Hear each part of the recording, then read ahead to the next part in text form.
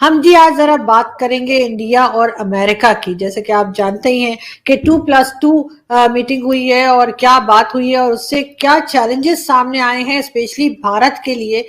और क्योंकि अमेरिका को तो आप सब जानते हैं कि हम वैसे ही समझते हैं कि जी बड़ी पावरफुल कंट्री है, लेकिन इंडिया भी है, कम पावरफुल नहीं है, लेकिन फिर भी ये दोनों मिलकर क्या करने जा रहे हैं और क्या कोई प्रोजेक्ट करेंगे, क्या चैलेंजेस हैं और क्या होप्स हो सकती हैं इस तरह की मीटिंग से। हमें जी आज ज्वाइन करेंगे सुमित पीर साहब। आप सब जानते ही हैं सुमित जी को। Thank you so much sir.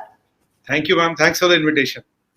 Thank you sir. Sir हम आज आपसे समझने की कोशिश करेंगे कि क्या बात हुई है। और जैसे कि हम बीच में देख भी रहे थे कि रशिया को लेकर भी कुछ टेंशन बनी हुई थी, लेकिन एक चीज जो कि हमारे former prime minister Imran Khan ने भी कही है कि जी बड़ा बैलेंस करके भारत चलता है और हर कंट्री के साथ आप लोगों के टर्म्स जो हैं वो बेहतर तरीके से चल रहे होते हैं। तो वही चीज अभी हमने अमेरिका के साथ देखी। तो क्या समझते हैं आपके क्या चैलेंजेस हैं, क्या बात हुई और किस तरफ को ये गाड़ी जा रही है? देखिए आरजू जी, शो पे बुलाने के लिए धन्यवाद। 2+2 अभी हुआ था। इसमें दो तीन चीजें समझने की आरजू जी। पहले ये कवायद, ये अटकल पच्छू जिसे अनुमान कहते हैं, अंदाजा लगाया जा रहा था कि 2+2 होगा, शेड्यूल पे होगा, डिले तो नहीं होगा। रशिया यूक्रेन वाला जो मसला है कहीं इसको डिरेल तो नहीं कर देगा। अभी दो तीन बड़ी इंपॉर्टेंट चीज हुई। पहली बात तो ये शेड्यूल पे हुआ। 2+2 होने से पहले प्रेसिडेंट बाइडेन साहब ने प्राइम मिनिस्टर मोदी साहब से बात की और उन्होंने रशिया यूक्रेन की भी बात की। और मोदी जी ने कहा भाई हमने तो इनको बोला था आप लड़ाई रोको, आप देख ही रहे हैं कि यूक्रेन का क्या हो रहा है। यूक्रेन के सरजमीन पे लड़ाई हो रही है। यूक्रेन सीरिया बन चुका है ऑलमोस्ट, ज्यादा डिफरेंस नहीं है, पर मतलब हफ्ते 10 दिन में ईद तक वो पूरा सीरिया बन जाएगा। हम उम्मीद करते ना बने, पर परिस्थिति यही है। अभी जो सामने आया तो उन्होंने बोला भाई हमने तो इनको बोला आप दोनों आपस में बात किए, डायरेक्ट बात कीजिए और युद्ध रोकिए। हमारा हमेशा से पक्ष रहा आप लड़ाई को रोके, लड़ाई को चलने न दे, इसमें इंसानियत और इंसान आदमी का नुकसान हो रहा है। और उनको उनको कहीं ना कहीं आरजू जी ये भी एक समझ आ गई बात कि भाई रशिया और यूक्रेन के मसले को लेके अपनी लॉन्ग टर्म स्ट्रेटेजिक जो एसोसिएशन है उसको खराब नहीं कर सकते। This can not be the tipping point. तो इसको एक दरकिनार किया गया। फिर जब 2+2 होता है तो करीब 25 से 30 पॉइंट ऑफ एजेंडा थे जिन पे बात हुई, सहमति हुई। और उसमें एक इंपॉर्टेंट पॉइंट जो हमारे डिस्कशन में जो मुझे लगता है which is important to mention, इसके ये क्लियर बोला गया है भाई पाकिस्तान का soil should not be used for terrorism और पाकिस्तान में जितने भी टेररिस्ट को सपोर्ट मिल रहा है दैट शुड बी स्टॉप्ड। ये क्लियरली बोला गया। तो ये चीज एक बहुत क्लियर होके सामने आई है। अब इसमें एक और चीज एंगल निकलता है कि भाई फिर एक ये सब चलता रहा, बाकी एजेंडा चलता है, Quad, economy, people to people contact. अब नई मसला ये भी कि हमको ये नहीं पता कि कल को कोई नया वायरस कोई बना रहा हो कि भाई तब भी साथ आना, क्या पता किस दुनिया की किस लेबोरेटरी में कौन सा नया चूहा, बिल्ली, चमगादड़ नया वायरस बना रहे चीनी। तो ये भी एक चैलेंज तो कहीं ना कहीं है ही ना। हम कोई इसकी बात नहीं कर रहा, we hope and pray we are wrong, but there is a threat like this. तो ये सब बातें हो रही है। तो मतलब रशिया यूक्रेन को लेके रिलेशनों को खराब किया जाए, एक लॉन्ग टर्म स्ट्रेटेजिक एलाई के साथ रिलेशन खत्म की जाए, इसको इस पे पूरा बहस हुई और ये डिसाइड किया गया इसको दरकिनार किया जाए। ये एक अलग मसला है और रिलेशन अलग जाए। अब इसी में एक ट्विस्ट आता है। ट्विस्ट ये आता है कि secretary of state Anthony Blinken साहब ने एक छोटा सा पासिंग रेफरेंस दिया कि human rights in India, we are monitoring the human rights situation in India. काफी बड़ी वो न्यूज बनी थी, ये बनी थी। तो डॉक्टर जयशंकर ने तो जवाब नहीं दिया। पर शाम को एक यूनिवर्सिटी में एक इंडियन डायस्पोरा और को एड्रेस कर रहे थे स्टूडेंट्स को, और अमेरिकन जर्नलिस्ट को, और कुछ इंडियन जर्नलिस्ट भी तो उनको एड्रेस कर रहे थे। तो उन्होंने बोला भाई कि हमें भी पता आपकी ह्यूमन राइट्स की हालत, we can also ask questions about your human rights and we are also monitoring your human rights. It's not one way ticket. तो पहली बार इंडियन डिप्लोमेसी में एक बहुत ज्यादा बोल्ड स्ट्रेटेजिक मूव लिया गया, क्योंकि उससे पहले कई डिबेटें हुई नेशनल टीवी पर। मैं कहता रहा कि भाई मैं अमेरिका की लॉन्ड्री लिस्ट गिनाई थी, आपकी ह्यूमन राइट्स का रिकॉर्ड ये 15 चीजें हैं जो सच है। और मैंने कहा भाई अगर ये चीजें सच हैं तो ये आप हमें क्या ह्यूमन राइट्स की पट्टियां पढ़ा रहे हो। पहली बात तो ह्यूमन राइट्स का सब्जेक्टिव मैटर। दूसरी बात आपके नाम आपके यहाँ गोटनामो बे है, उस गोटनामो बे में क्या आप बाइबल तो नहीं सिखा रहे थे लोगों को? अब वहां क्या हो रहा था क्या नहीं हो रहा सबको पता है। आपके यहाँ जो ब्लैक अफ्रीकन पॉपुलेशन है उसकी लाइफ एक्सपेक्टेंसी और एक गोरे की लाइफ एक्सपेक्टेंसी सेम नहीं है। आप उनको फूड स्टैम्प्स पे जिंदा रख रहे हो, जहां आप उसको एक कोक, एक मुर्गा और एक आलू का चिप्स देते हो और वही वो खा के जिंदा है। इसीलिए वो सारे डायबिटिक है, इसीलिए वो सारे ओवरवेट है, इसीलिए उनकी लाइफ एक्सपेक्टेंसी कम है, क्योंकि कार्डियोवैस्कुलर डिजीज उन्हें एफेक्ट करती है। उनका एक्सेस टू एजुकेशन सेम नहीं है। उनका एक्सेस टू इकोनॉमी सेम नहीं है। क्या ये कहना गलत होगा कि आप उनके पुरखों को चेनों में बांध के लाए थे स्लेवरी के लिए? आप वो ब्लैक लाइव्स मैटर वाला हमें मैटर पता ही, आप उनके जेल्स देखें, 90% लोग ब्लैक अफ्रीकन है, 90% people on death row are black African. Cocaine सबसे ज्यादा कहाँ है, ड्रग्स सबसे ज्यादा कौन खाता है, क्राइम सबसे ज्यादा किस सोसाइटी में है? और दूसरी बात आप ये देखिए, चलिए उसके आगे चलते हैं, आपने दुनिया भर में बॉम्बिंग कर दी लोगों को, आपने करीब 12 मिलियन लोग मारे हैं पूरे दुनिया भर में in the name of democracy. एक पिक्चर देखी थी मैंने, 3 अमेरिकन प्रेसिडेंट थे and they have killed 12 million people, yet Putin is a butcher, yet Putin is a war criminal and Russia is aggressor. आप दोस्तों बहुत सारी डेवलपमेंट्स हो रही हैं पाकिस्तान में, और एक डेवलपमेंट मुझे ऐसे लग रहा है जो डिस्कस करनी आपसे ज़रूरी है, वो ये है कि क्या जो नई हुकूमत है वो इमरान खान साहब के फुटस्टेप पे ही चलेगी? क्योंकि इमरान खान साहब ने मुल्क के अंदर इस्लामोफोबिया का इस तरह का माहौल बना दिया है कि हम जो इस्लामोफोबिया की जंग लड़ रहे हैं, कि इस तरह का माहौल बना दिया है कि क्या नई हुकूमत भी इमरान खान के जाल में आ जाएगी? ये एक क्वेश्चन है जो मैं एड्रेस करना चाह रहा हूँ। और जो नरेंद्र मोदी साहब हैं इंडिया के वजीर आज़म, वो 3 यूरोपियन ममालिक के विजिट पे जा रहे हैं, जर्मनी, डेनमार्क एंड फ्रांस पे विजिट पे जा रहे हैं। जबकि जो पाकिस्तान के वजीर आज़म हैं शहबाज शरीफ साहब, उन्होंने हाल ही में स्वीडन और जो हॉलैंड है, नेदरलैंड जो है, उनको कंडेम किया है, और क्योंकि वहाँ पे कुछ इस तरह के वाक़यात हुए हैं जिससे ज़ाहिर बात है तमाम मुसलमानों की दिल आज़ारी तो हुई है, इसमें तो कोई शक नहीं है।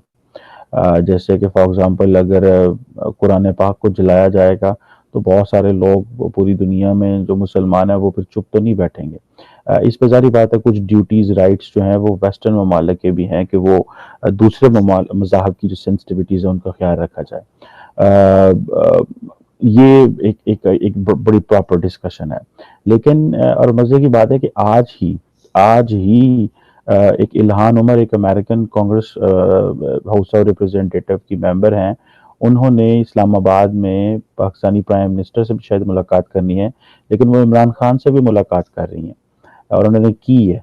और मेरा ख्याल है जब से इमरान खान ने ये इल्ज़ाम लगाया अमेरिका के ऊपर कि जनाब ये कॉन्स्पिरेसी उनके खिलाफ अमेरिका ने किया, ये पहली एक अमेरिकन है जो उनसे मिलने आई हैं, और इन्होंने एक इस्लामोफोबिया के ऊपर बिल भी पास किया हुआ है हाउस ऑफ रिप्रेजेंटेटिव में। खैर नहीं हो, अब मैं जो बात आप लोगों से कहने लगा था वो ये था कि भाई एक तरफ तो भारत का वजीर आज़म जो है वो यूरोप जा रहा है और वो बायलैटरल इंगेजमेंट्स जर्मनी, फ्रांस और डेनमार्क के साथ तय करने जा रहा है। और मज़े की बात यह है कि इंडिया नॉर्डिक समिट हो रही है, ठीक है जी। अब ये जो बहुत सारे हमारे भाई हैं जिनको नहीं पता कि देखें हमारा किस तरह का यूरोप से ताल्लुक़ है और इंडिया का यूरोप से किस तरह का ताल्लुक़ है। हमारा तो ताल्लुक़ है ना, देखें हम तो ज़ाहिर बात है जिधर जाते हैं वो थोड़ी एड शेड और उन चीज़ों में चल पड़ते हैं, लेकिन इंडियंस जो हैं वो जिधर जा रहे हैं वो कोई ना कोई उन्होंने अपने एग्रीमेंट्स किए होते हैं, उन्होंने कुछ ना कुछ जो है वो अपनी जो है वो एक इंस्टीट्यूशनल जो अरेंजमेंट है वो उन्होंने किया हुआ है, ठीक है। और ये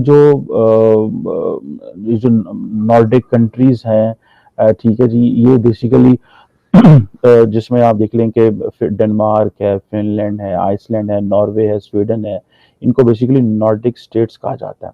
और इंडिया जो है अब इस नॉर्डिक समिट में भी हिस्सा ले रहा है। अब आप इमेजिन कर लें कि ये, और ये आज से नहीं, ये पुरानी बात है, 2018 से ही उस वक्त जो है ये चल रहा है। उससे पहले मेरा ख्याल है उससे भी पहले ये चल रहा है, लेकिन ये बेसिकली इंडिया और जो स्वीडन है उन्होंने इससे पहले एक नॉर्डिक समिट को होस्ट की थी। और ये सारी बात है इंडिया के लिए एक इम्पॉर्टेंट डेवलपमेंट ये है कि इंडिया सिर्फ और सिर्फ अमेरिका के साथ इंडो पैसिफिक में इंगेज नहीं है। इंडिया जो है वो अमेरिका के साथ मिलके तो सिर्फ चाइना को काउंटर नहीं कर रहा, या ऑस्ट्रेलिया के साथ 2+2 नहीं है, जापान के साथ 2+2 नहीं है, रशिया के साथ 2+2 नहीं है, वो देखे ना किधर वो नॉर्डिक ममालिक तक पहुंच गए। और हमारा वजीर आजम अगर एक चीज़ में ये रहेगा जी कि ठीक है सिर्फ मज़हब और इस्लाम की बेस पे आप बात करेंगे, इस्लामिक जो है वो इश्यूज़ पे बात करेंगे और मज़हब के आगे नहीं जाएंगे।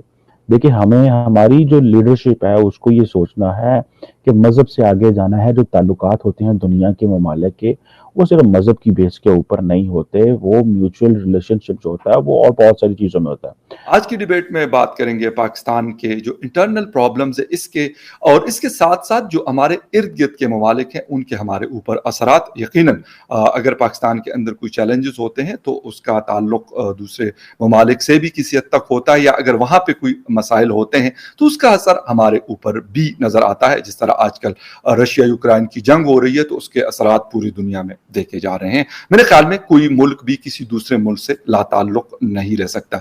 नई हुकूमत के लिए क्या चैलेंजेस हैं, पुरानी हुकूमत ने कौन सी ऐसी गलतियां की जिसको मेरे ख्याल में सुधारने की बड़ी अशद जरूरत है। सर, सबसे पहले तो पाकिस्तान का जो इस वक्त नई हुकूमत आ चुकी है, क्या चैलेंजेस आप देख रहे हैं और कौन सी ऐसी गलतियां थी जो इमरान खान साहब की हुकूमत ने की जिसको अभी भी वो जलसों में जाकर वो कहते हैं कि मैं ना मानूं और लगे हुए? आपकी क्या नजर है इन सारी इश्यूज के ऊपर से? देखें, वज़ीर-ए-आज़म, साबिक वज़ीर-ए-आज़म इमरान खान जिस मैंडेट के ऊपर हुकूमत में आए थे, वो उसका अशर-ए-शीर भी डिलीवर नहीं कर सके, एक बात। दूसरी बात यह है कि जब आप इंटरनेशनल रिलेशंस या ग्लोबल अफेयर्स के ऊपर चल रहे होते हैं तो आपको कहीं ना कहीं बहुत तरीके के साथ इसके ऊपर अपना स्टांस लेना होता है, अपनी बात को रखना होता है, और ये बहुत बड़ी डिप्लोमेसी है जिसके ऊपर आप चलते हैं। अभी आप देख लें कि अमेरिका और रूस जो है वो एक दूसरे के आमने सामने, यूक्रेन का जैसे अभी आपने बात की, लेकिन वो बहुत डिप्लोमेटिकली चल रहे हैं, कोई उस तरह से सूरत हाल नहीं हो रही है। अगर आप अपने पड़ोस में भारत को देख लें तो उसके रूस के साथ भी उतने ही बड़े अच्छे ताल्लुकात हैं। रिसेंटली उसने रूस से कम कीमत के ऊपर, डिस्काउंटेड रेट के ऊपर ऑयल खरीदना शुरू किया है। हालांकि कहा यह जा रहा है कि पिछले 2 साल से जो अमेरिका अपनी नई कोल्ड वॉर लेकर आया है इस रीजन के अंदर, उसमें इंडिया अमेरिका का प्रॉक्सी है, और वो पिछले कुछ वक्त में हमने देखा है कि अमेरिका और इंडिया के जो ताल्लुकात है वो बहुत बेहतर हुए हैं, चीन के खिलाफ भी, इस तरह दूसरे मुल्कों और पाकिस्तान के खिलाफ भी।